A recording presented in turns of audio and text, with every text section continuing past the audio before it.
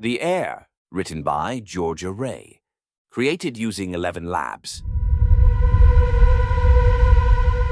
Chapter 3.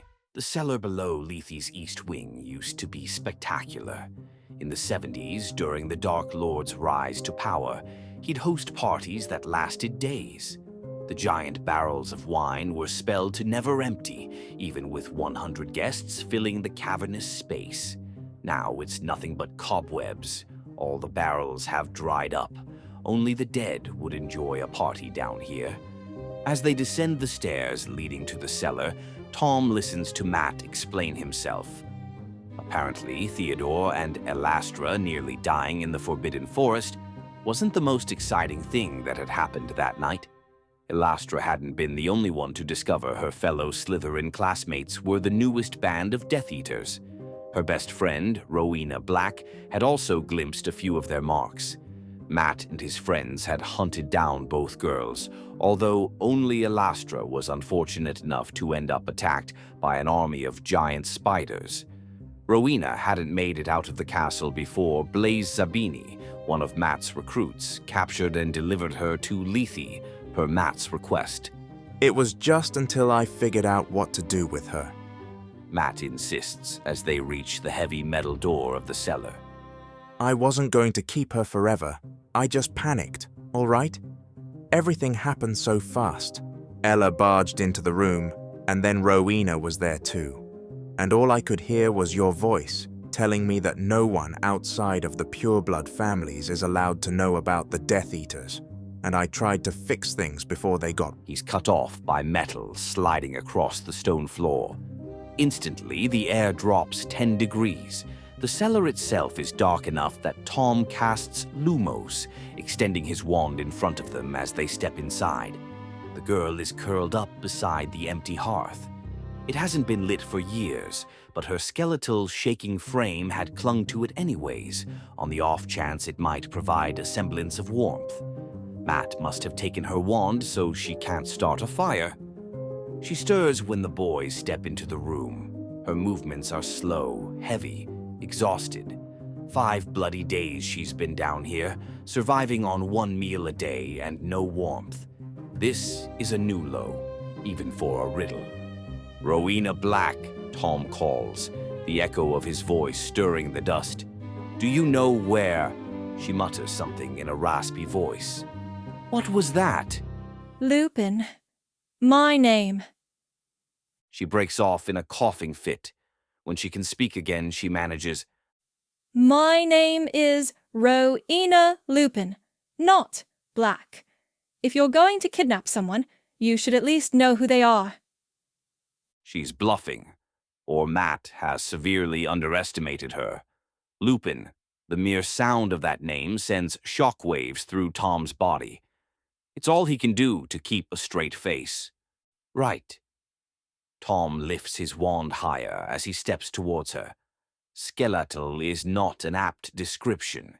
She's deathly, worse than the Dark Lord's pale, narrow frame. This girl has been starving since long before Matt brought her here. Do you know where you are?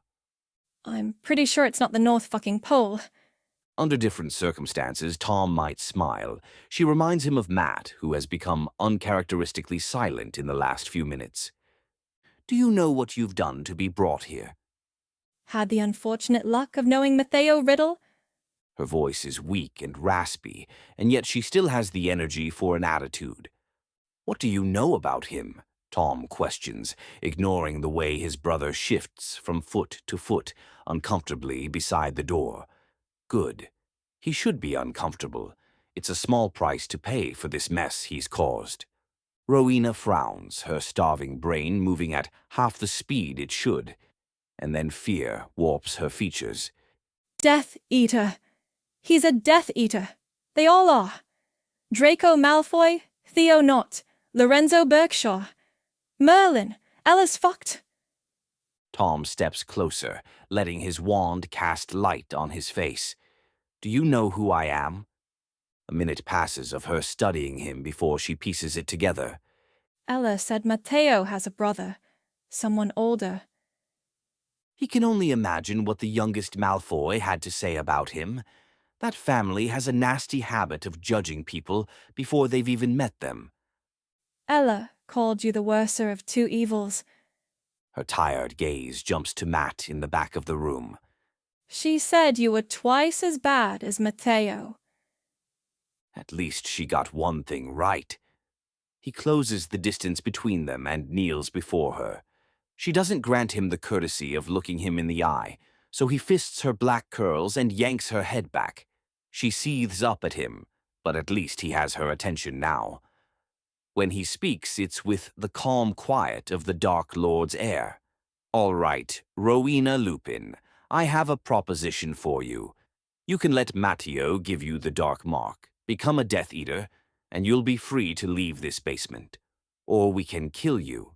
The choice is," she spits in his face. It lands a centimeter below his eye before sliding down his cheek. "Looks like they're doing this the hard way, then." His eyes pierce hers to the spot. Eye contact always makes legitimacy easier, and though he doesn't need it for this next part, it's a great intimidation tactic. Her irises are a familiar shade, something he doesn't let himself fully process, but rather stows away for later. "You've been trapped in the dark for 5 days, he murmurs darkly. "Tell me, Rowena, what have you clung to? What has kept your sanity intact?" Before she can think of a smart-ass reply, he dives into her mind. Getting in is easy. She has no mental shields. But getting out, that's another issue. There is nothing. Darkness, an absence of matter where there should be a string of thoughts, all collected like a spider's web, strings he can read through layer by layer. Then it reveals itself. A burst of sparks, reds and oranges and golds, the deepest fire. Her thoughts are not a web. They are a supernova, the deathly heat of a brilliant star, an entire galaxy of them. And at its center, the Weasley twins, mischievous grins and red hair and taunting laughs. Tom had only attended Hogwarts with them for 3 years, but they'd made a name for themselves in that time, the kind of reputation that surpasses generations. She's thought of them often in her time here. When the cold threatened to take her, she thought of George's friendship and loyalty, a fire to keep her warm. When the darkness became consuming, she remembered all the moments that Fred's light burst through her darkest, loneliest nights, the way he had made her not just survive but want to truly live. She belonged to them, and they were hers too, even when she was locked in hell. A cold, sharp emotion rises up Tom's throat. Jealousy. He's never known friendship like that. He might love his brother in a way that he'll never be able to speak about, but he isn't blind. He knows the affection only goes one way. The only time Matt wants anything to do with him is when he's dug himself a hole he can't get out of on his own.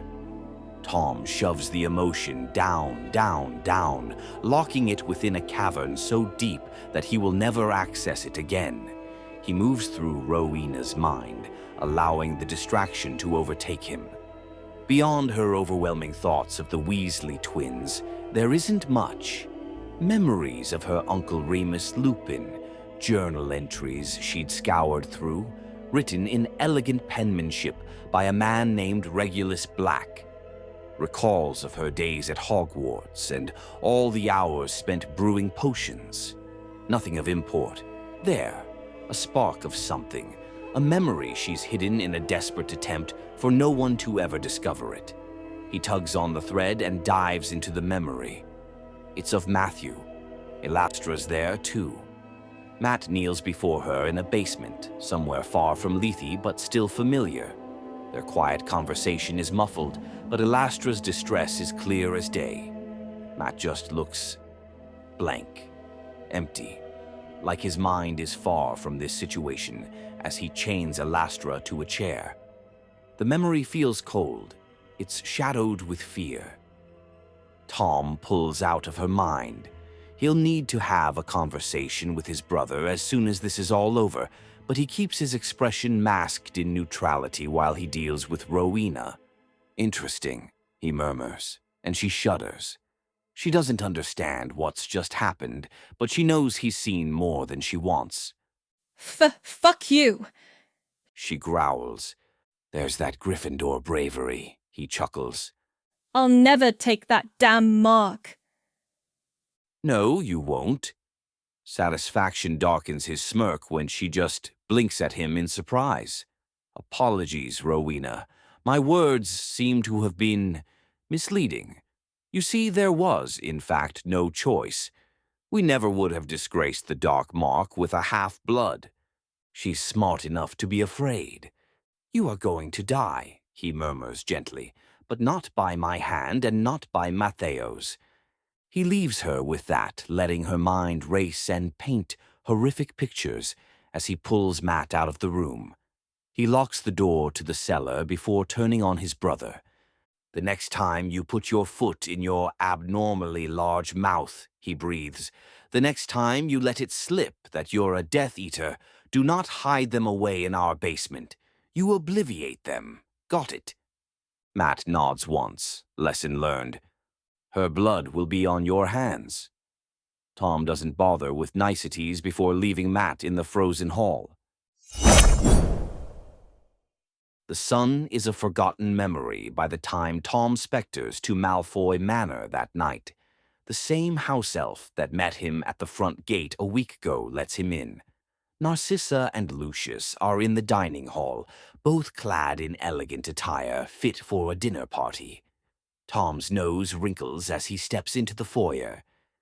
Did someone vomit in here? He mutters, gaining their attention. Tom. Narcissa sighs in that way she always does when she sees him. It's like she expects every goodbye to be their last, and every time she sees him again, she's pleasantly surprised. He can't exactly blame her. The life expectancy of the Dark Lord's children is probably shorter than most. It's a long story. Elastra got sick. She's here, Tom realizes. Good. I came to see if you've upheld your end of the deal. If he ran into her now, would she even remember his name? Or would she confuse him for a butler again? Narcissa avoids his gaze. It's Lucius who answers as he steps into the foyer. Her memories haven't been erased. A muscle in his jaw ticks. And why not? Because we're not going to obliviate our daughter. Lucius snaps. Tom takes a step towards him. Tom, please. Narcissa settles a hand on his arm, and it's gentle enough to make him look at her in surprise. He isn't used to physical contact, especially when it's soft and motherly. There must be another way to handle this. Something that doesn't involve warping her mind. Possibly changing who she is. I imagined you'd be jumping at the opportunity to change who she is. Her mouth presses into a thin, hard line. Offense. Oh, come on. Don't look at me like I'm the bad guy. She's a Hufflepuff. She has some strange infatuation with magical creatures, only dresses in pastels. She is clearly only a Malfoy by name. Wouldn't you want to change that to make her more like you, Narcissa? She's my daughter, she states, like that makes Elastra's behavior acceptable. and Draco wouldn't be half as happy if she were even slightly different. Favoritism at its finest. Fine, Tom accepts, not caring enough about their familial drama to argue further. Obliviating her memories of the Death Eaters wouldn't change her anyways. But it's a nice thought, isn't it? This, he throws at Lucius, who had become quiet and thoughtful at the prospect of changing Elastra to her core. We've both decided not to go through with that option. Lucius insists. He stares Tom down like he has nothing to fear. How easy it would be to put this nuisance in his place, to remind him that while he may have been the Dark Lord's second-in-command in the First War, his glory days are over. But he doesn't have the energy, so Tom ignores him instead, turning to Narcissa. You know that only leaves one other choice. Dread flashes across her face. Her eyes become watery at the thought of what will befall her youngest child. I know. I understand. You must do what you have to. Her hand slides up to his shoulder, brushing her thumb across his trench coat with the kind touch of a mother. Tom forces himself to remain as still as possible, to not grant himself the satisfaction of leaning into that touch. Tom, She speaks gently. we were wanting Draco to do it. They're both here. Tomorrow when they wake, we'll have Draco give her the dark mark. He stiffens. Cunning woman, thinking she could butter him up and he would just grant her this favor. And perhaps he might consider it if he were allowed to be sentimental, if he were allowed to show this woman kindness. But he's due to meet with the Dark Lord tomorrow evening. There is no room for mercy where the Riddles are involved, and if the Dark Lord returns to England to find that Draco has recruited his own sister, Tom can already smell the burning of the torture curse. The Dark Lord would cast it before Tom had a chance to run. He speaks to Lucius instead, knowing he will put sentiment aside and strategize like a proper member of the inner circle. Call me and the General when she's ready to receive the mark. We'll see it through. The General, the proud title Matt has worn since earning his dark mark 2 years ago. It's how every member of the inner circle addresses him, at least formally. Something Theodore will need to get in the habit of doing from now on. Tom bids them good night and turns to the door. His grip on the handle is unsteady, his vision suddenly blurred. He sways where he stands. Tom, Narcissa's concerned voice. you're exhausted. You can't return to Lethe like this. It takes him a moment to process her words. Exhaustion seeps into his bones. It's been a long day, longer than he had planned, and he hasn't gotten more than a few hours' sleep in the last 2 days. But he has nowhere else to go, nowhere to lower his guard enough to sleep other than Lethe, nowhere in the entire world. Stay here tonight. We'll make up one of the guest rooms for you. Narcissa is already drawing him further into the house. Sissa, Begins Lucius. I'm sure he'd be much more comfortable at his own. Hush. She snaps at him. He'll sleep here, and you'll just have to be fine with it. You can both handle one night. Tom tries to protest, but then he's in the guest room, and the house elves have already laid out fresh sheets on the king-sized bed. And with Narcissa's guiding hand on his arm, he feels something like comfort. I'll just close my eyes for an hour or 2. The mattress sinks, curving around the shape of his body as he sits on the edge. His eyes droop lower. All his muscles beg to take advantage of a good night's sleep in a luxurious bed. He begins reaching for his shoes, only to rub at his eyes when exhaustion seeps into his bones. Hands reach for his laces. Narcissa. He begins to protest, but she shushes him the way she had with Lucius, and he falls silent, allowing himself a moment to bask in her kindness, even if he knows the Dark Lord would see this as weakness. I have to see him tomorrow, Tom slurs, his walls slipping momentarily in his state of fatigue. Who? She wonders, then registers his tone and the look on his face, and finds the answer. Oh. There's nothing she can say, nothing anyone can say to make it better, to ease the burden. It's the curse he was gifted at 7 years old, and he'll just have to see it through. Narcissa makes quick work of helping him out of his shoes. It feels good to be taken care of. If he closes his eyes, he can almost pretend that she's his own mother, although he knows that's not possible. He will never see his mother again, never hear her laugh or feel her warmth. Suddenly, fingers are in his hair. Narcissa touching him gently, then her voice registers in his ears. Sometimes I still see you as that young boy who laughed so much. I think of what you've survived since then and Her voice becomes thick with emotion. She clears her throat. if you can make it this far, I think there is very little that you cannot survive. That part of him, the funny, happy boy, died with his mother. He will never know that version of himself again. Yet somehow, Narcissa has hope. Narcissa believes in his strength, in his ability to survive any storm. He wants to prove her right, Good night, Tom. she says, rising to her feet and pulling back. Get some sleep. And by some miracle, he does.